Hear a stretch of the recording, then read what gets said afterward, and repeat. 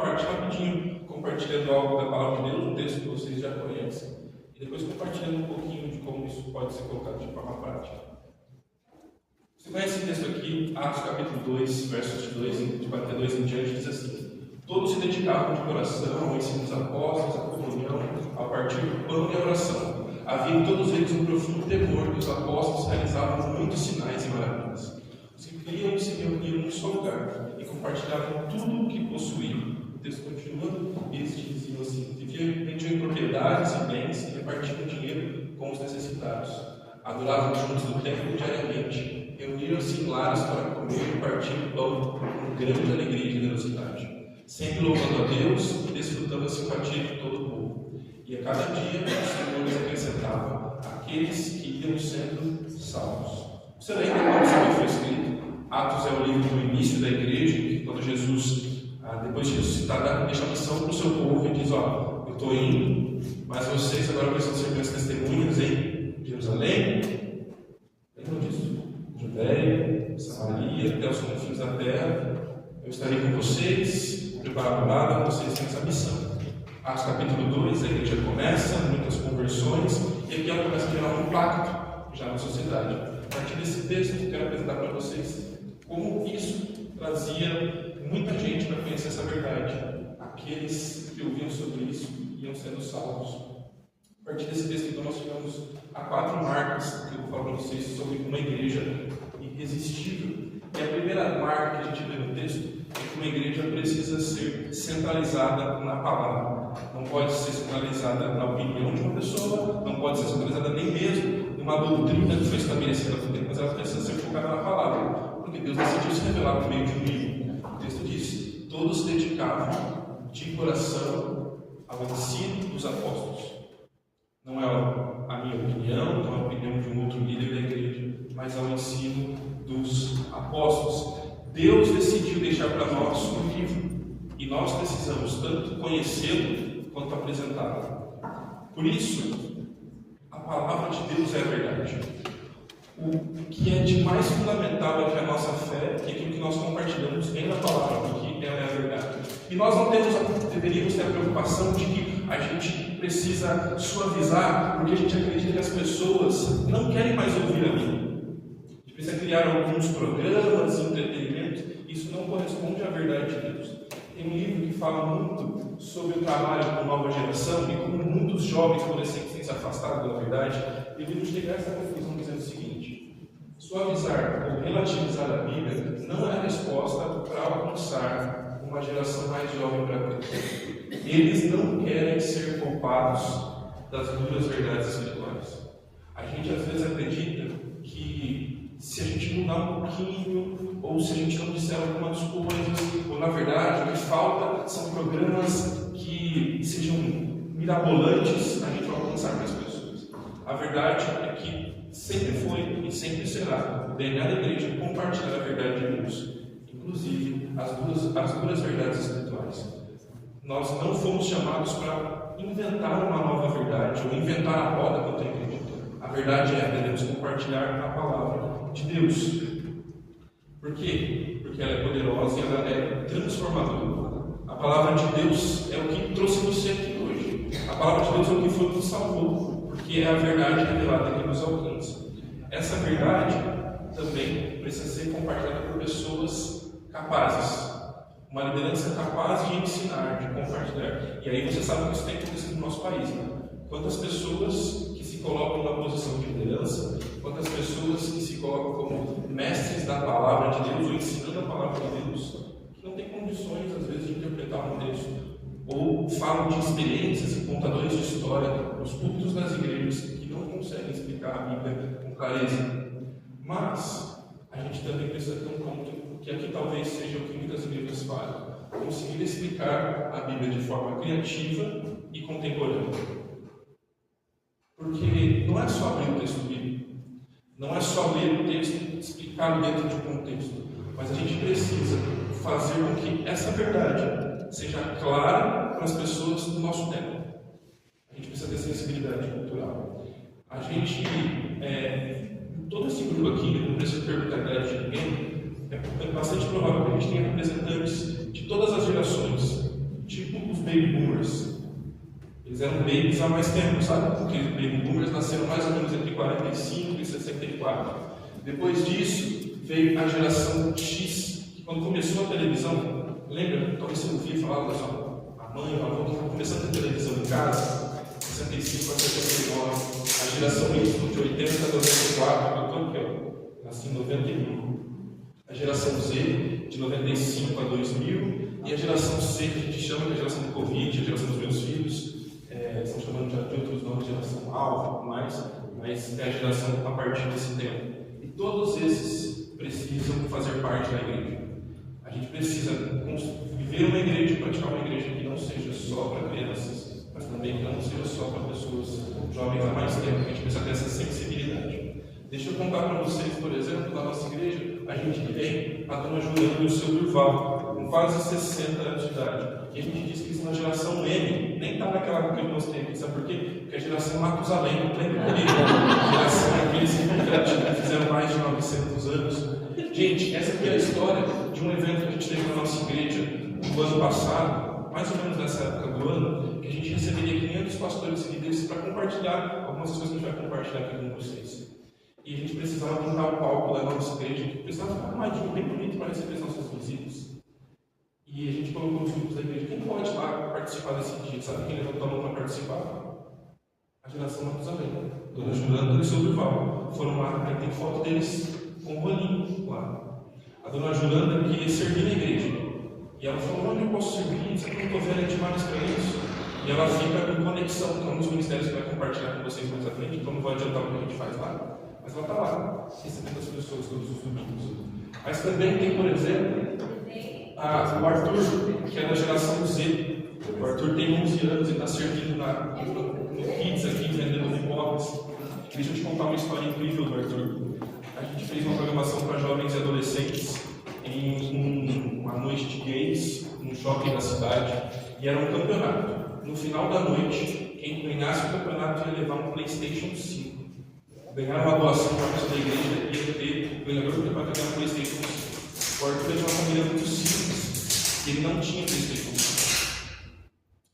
No final da noite, ele ganhou a programação, ficaram felizes, todo mundo comemorou. E na hora que a gente achou que ele ia ficar muito feliz com a história, ele pediu a palavra e falou assim: pessoal, eu quero.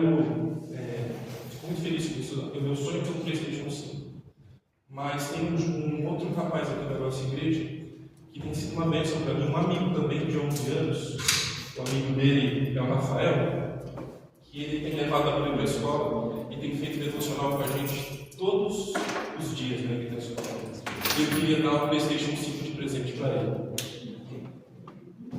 É um garoto de 11 anos abre mão de um PlayStation 5. Porque ele entendeu que tem algo mais valioso do que o PlayStation 5, que é a vida espiritual dele. O Stott mostra para a gente que a igreja de cada geração deve traduzir a fé para um idioma contemporâneo, a fim de relacionar a mensagem, que é imutável da palavra de Deus, com um mundo que vive em mudanças. Mas a tradução é uma interpretação da mesma mensagem numa outra linguagem. Não se trata de uma nova composição. Eu sei que você está aqui e leva muito a sério a palavra de Deus, mas nós precisamos levar tão a sério a palavra de Deus quanto a forma como nós falamos, para que outras pessoas entendam. Às vezes você está tanto tempo envolvido com a igreja, cresceu numa igreja, que você se esquece que as pessoas que não cresceram, não conviveram com você no mesmo lugar que você conviveu, não entendem o que a gente está falando. Aqui está com a gente aqui, eu vou falar, nem pensei nisso, eu vou falar. O Nilma, um dos jovens amigos que está aqui com a gente. Eu lembro de 2 anos atrás, que eu estava chegando na nossa igreja. A pessoa estava conversando, eu era de igreja pentecostal, eu era de igreja tradicional, tudo mais. E ele estava olhando assim, eu vi que ele estava olhando de um jeito diferente. Aí eu falei: Nilma, você tem uma coisa para falar? Eu falei: eu não faço ideia do que vocês estão falando. Porque era alguém que não cresceu no ambiente de igreja. E aí ele me despertou e pensou a pensar aqui. Nós falamos de um jeito que a gente imagina que as pessoas estão entendendo. Com doutrinas, com vocabulário tão relevante para nós. Mas a gente não quer alcançar nós. A gente quer alcançar aquelas pessoas que não conhecem Jesus ainda. E aí a pergunta que eu quero deixar nesse ponto para você é: como que você pode relacionar o Evangelho, que é imutável, mas há uma cultura que é totalmente mutável e mutante ao nosso redor a todo tempo. Segundo ponto de uma igreja irresistível é relacionamentos significativos. Todos se dedicavam ao ensino dos apóstolos, a gente já falou isso, mas também à comunhão. E quando a gente pensa em comunhão, a gente logo pensa em comida. Mas não é isso que a Bíblia está falando sobre comunhão. Porque senão a gente vai no restaurante, lá está tendo comunhão. Ou a gente vai para o estádio, está tendo comunhão com 40 mil pessoas no estádio. Mas não é isso que a palavra de Deus quer dizer que é comunhão. Comunhão, primeiro, é que pessoas precisam de Deus, mas pessoas também precisam de pessoas. Então, sabe aquele discurso que a gente ouve na igreja assim, olha, fecha os olhos, esquece quem está do seu lado? Não faz sentido, biblicamente. Porque nós somos um povo, e o povo precisa de gente. Pensa, como você chegou a Jesus? Raramente a gente ouve histórias de pessoas que chegaram a Jesus sem ser por meio de alguém. Um amigo, um familiar, um líder da igreja, que Deus usou para alcançar a sua vida. Pessoas precisam de pessoas. Pensa aquele que está desanimado. Quem foi que Deus usou? Uma pessoa. Pensa no momento que você queria desistir. Deus usou uma pessoa. Pessoas precisam de pessoas. É por meio dos relacionamentos que nós crescemos na fé. Inclusive lidando com gente chata. Inclusive lidando com gente que pensa diferente de nós. Os relacionamentos nos moldam, nos estimam, e isso tem a ver com viver a comunidade da fé. É viver com gente que se veste, pensa e fala completamente diferente de nós. Por isso os relacionamentos são fundamentais. Agora, qual é o ponto que eu quero levar para uma questão mais tarde? A nossa igreja precisa ser focada nos relacionamentos e não nos eventos. Por isso nós entendemos como igreja que a gente não precisa tanto de programações X, de festas, de ambientes programados para alguns grupos específicos. Mas nós precisamos oportunizar relacionamentos. Se der tempo mais à frente, eu vou mostrar um pouquinho de como é a nossa visão de processo da igreja. Mas a gente tem praticamente 3 coisas que a gente faz na igreja: culto, pequeno grupo e serviço, que a gente chama de voluntariado. Porque a gente quer dar o máximo de oportunidade para que as pessoas se conectem umas com as outras. E pessoas precisam de pessoas. Para a gente, o pequeno grupo é esse ambiente onde as pessoas conseguem sair de um grande grupo para serem CPFs, pessoas que conhecem umas às outras, as histórias umas das outras.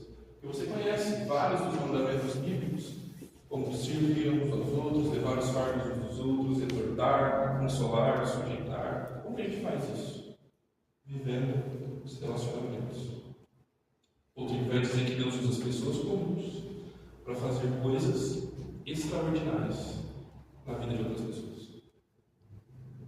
Enquanto a gente achar que Deus só vai usar o pastor da igreja, o líder da igreja, a gente não está vivendo o que Deus planejou para nós. Por isso que eu não tenho a menor condição de pastorear toda essa galera aqui, mas eles se relacionam e são cuidados uns pelos outros. Por isso que para nós, como igreja, esses momentos aqui são momentos que nós comemoramos como um povo. São os nossos pequenos grupos. Eles estão se reunindo, pode ser um restaurante, pode ser uma casa, mas tendo a vida aberta e corações abertos para compartilhar a verdade de Deus. Mas, João, o ensino pode ser mais leve, o pessoal não consegue explicar tão profundamente a palavra de Deus. Mas são corações abertos, a palavra de Deus aberta, a gente precisa espiritualmente. A terceira marca de uma igreja que é irresistível é um amor que serve. Todos se dedicavam também a partir do pão. E aí tem a ver com a gente chegar para a postura da igreja e não ser um lugar que a gente consome, mas um lugar onde a gente serve. E a gente serve não só assumindo um ministério, assumindo uma responsabilidade, mas pensando que aquele lugar é um lugar para outras pessoas. Isso tem a ver com a nossa postura diante da escolha das músicas, isso tem a ver com a nossa postura diante do ensino, diante da condição de outras pessoas. Eu chego aqui não para ser entendido, mas para servir. Por quê? Amor é mais do que uma palavra, mais do que um sentimento, mas amar é serviço. Lembra lá na sua casa, vocês estão casados há algum tempo, que a sua esposa fala para você assim: não é possível que você me ama, porque você não me ajuda aqui com os filhos, ou porque você deixou de novo a toalha na cama, sabe aquela coisa que já aconteceu em algum lugar? Talvez não aconteça aqui, mas ainda não acontece. Porque amor é visto a forma como nós servimos outras pessoas, a forma como cuidamos das outras pessoas. Lá no texto, você vai ver que isso é marcado também por compartilhar o que eles possuíam. Você vai ver que isso é marcado por generosidade. Eles repartiam dinheiro, repartiam o que eles tinham, e é marcado também por generosidade. É gente que parou de pensar em si mesmo e passou a pensar nos outros. Sabe como servir faz a gente crescer? Isso que parece com a sua história. O ministério nos obriga consistentemente a sermos dependentes de Deus. E assim a nossa fé é fortalecida. Lembra quando o pastor da igreja falou para você assim pela primeira vez? Ele lá no passado falou assim: olha, a partir de agora você vai liderar o ministério de adolescentes. Deus, nem Deus ama adolescente, não é possível. O negócio vai dar um estudo para eles na sexta-feira. Mas eu nem sei falar em público. Quanto aquilo te fez orar? Quanto aquilo te fez pedir conselhos, procurar ajuda, ler a palavra de Deus? Por isso, quanto antes você conseguir colocar alguém para se envolver no serviço da igreja, isso vai exigir das pessoas que elas cresçam espiritualmente. E o que é servir? Servir pode ser um monte de coisa. A gente não tem um prédio próprio. Agora inaugurou aquele espaço lá, mas a gente usa o espaço de uma escola, por exemplo, no Ministério das Crianças. Todo domingo. Tem camaradas bem fortes assim. E outros nem tanto, como estava o Reginaldo também, mas também carregando cadeiras e montando espaço para que crianças e adolescentes possam ouvir a palavra de Deus. E todo domingo eles desmontam tudo. Mas tem gente, por exemplo, que fica no estacionamento. A gente está na escola, eles estão no espaço de estacionamento, e a gente fica lá sorrindo para as pessoas e dizendo: olha, aqui é o lugar que você pode parar. Você sabia que existem pesquisas que mostram que as pessoas são impactadas pela recepção, principalmente da igreja, nos primeiros 7 minutos que elas têm ali, elas tomam uma decisão se elas vão voltar ou não. Em 7 minutos, o sermão não começou. Então as pessoas são impactadas por ter ou não um sorriso na porta, por encontrar ou não onde é a igreja, porque se eles perdem tempo para estacionar ou encontrar um lugar, ela fica irritada porque ela está chegando com um filho pequeno, ela brigou no caminho com a esposa, ela não queria ir para a igreja mesmo. E todas essas coisas importam. Deus está usando pessoas para levar a gente, como a gente fala na nossa igreja, relacionamento com Jesus, quando você está montando o som ou passando no slide. Lá na nossa igreja começou um trabalho que a gente chamou de Zateca, que é o bazar da igreja, que começou assim. A gente precisava levantar recursos para a obra da igreja. Algumas mamães que perderam alguém dos filhos já não servem mais, sabe aquela coisa que você compra, usa 2 vezes e perde? Elas trocaram isso para vender, para poder tirar recursos para a obra, e hoje a gente tem um bazar, uma vez por mês.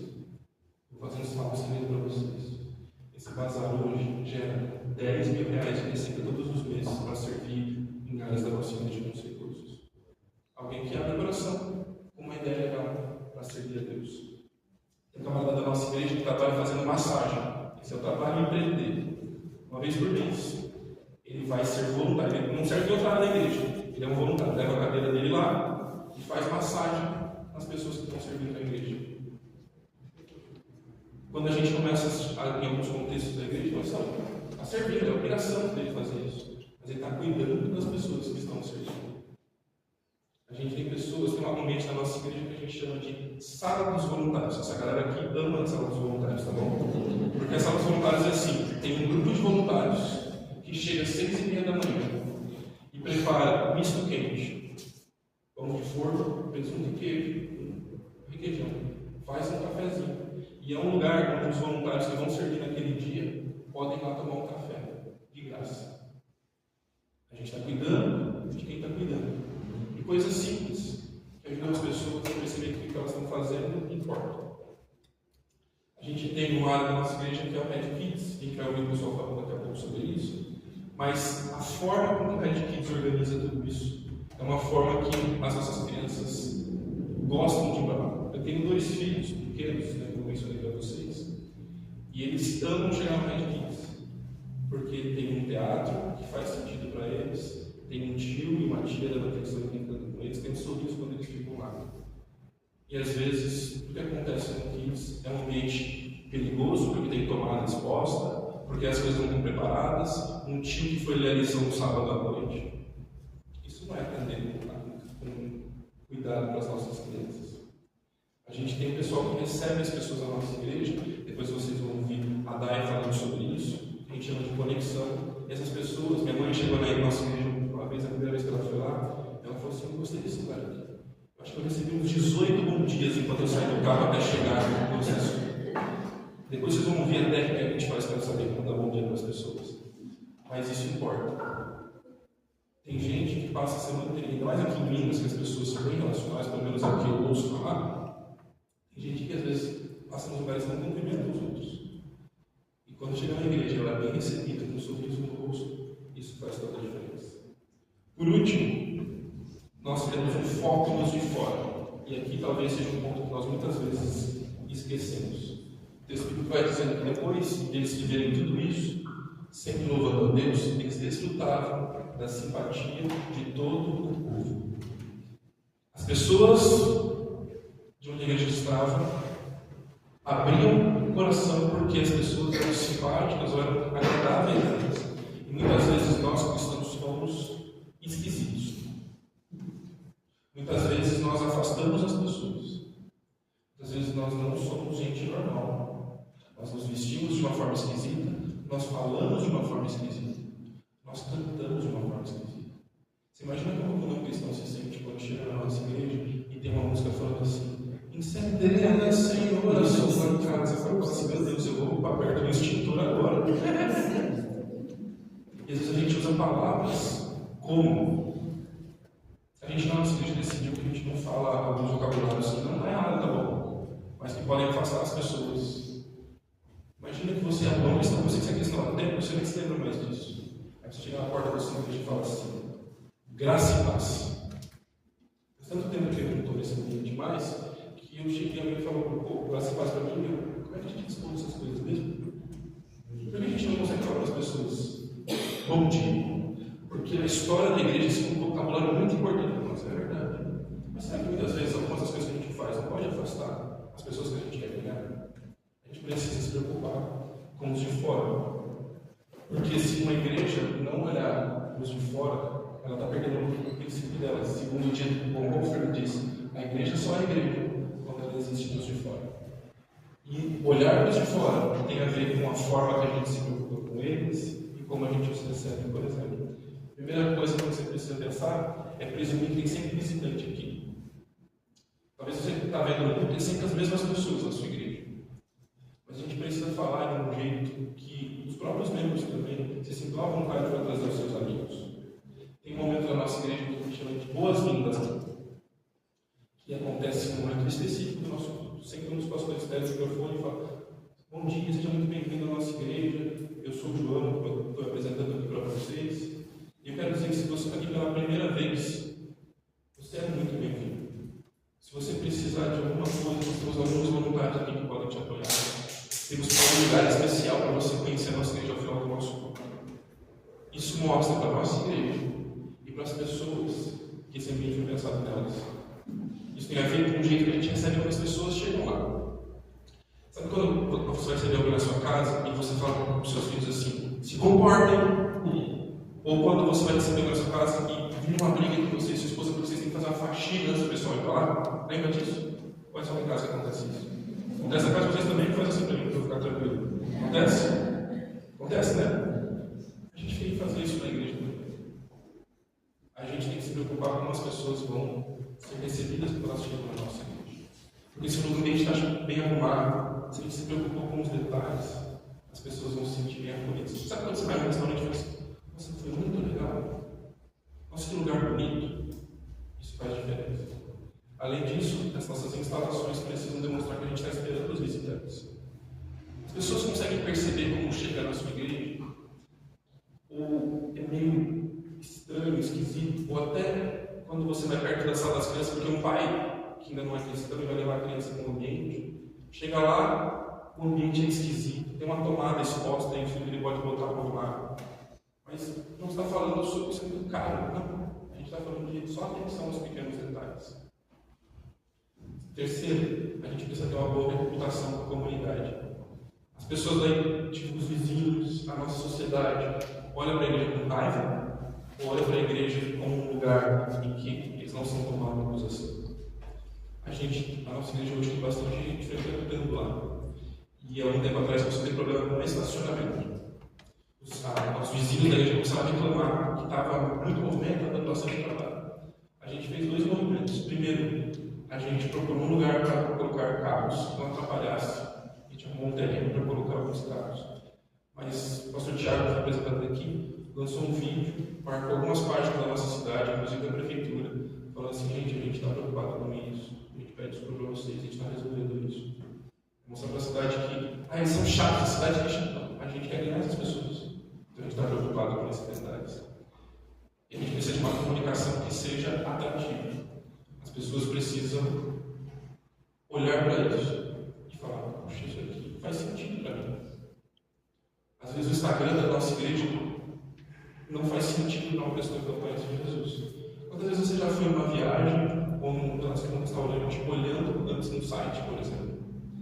Às vezes, quando vai lá no Instagram de uma igreja, que tem lá um banner de uma programação.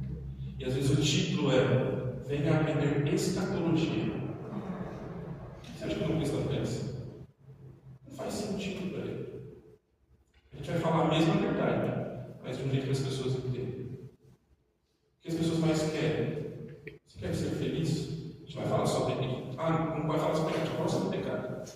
Mas a gente vai pensar em estratégias que as pessoas entendam. E por último, o conteúdo precisa ser útil, porque no final das contas, o que as pessoas querem é algo que funcione para a vida delas. A gente precisa mostrar como a Bíblia e a verdade de Deus funcionam para a vida das pessoas. Jim Keller vai dizer o seguinte: a glória de Deus está disponível para você na igreja de uma forma que ela não está disponível para as pessoas em nenhum outro lugar. Não há meio discipulado mais importante do que o envolvimento profundo em uma igreja.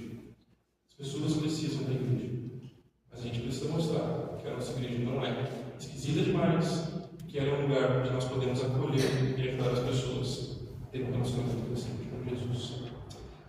A minha parte aqui, eu vou parar para a gente poder ter o tempo de chegar até o final. Tem algumas outras coisas que, se der tempo no final, eu mostro para vocês. Eu também quero fazer um combinado. A gente tem mais um grupo falando agora do Ministério da Igreja, pensando em nova geração, especificamente em crianças. Depois vai fazer um breakzinho, tomar água, tomar café, ter bolachinha, depois desse momento. E ao final a gente vai abrir para perguntas, caso você ouviu alguma coisa do que eu estou falando nos outros workshops aqui, pensou: puxa, eu queria fazer essa pergunta. Então, anota essa pergunta, não esquece, por favor. E ao final a gente quer te ajudar, compartilhando um pouco, te ajudar a responder essa pergunta, se a gente tiver essa resposta. Combinado?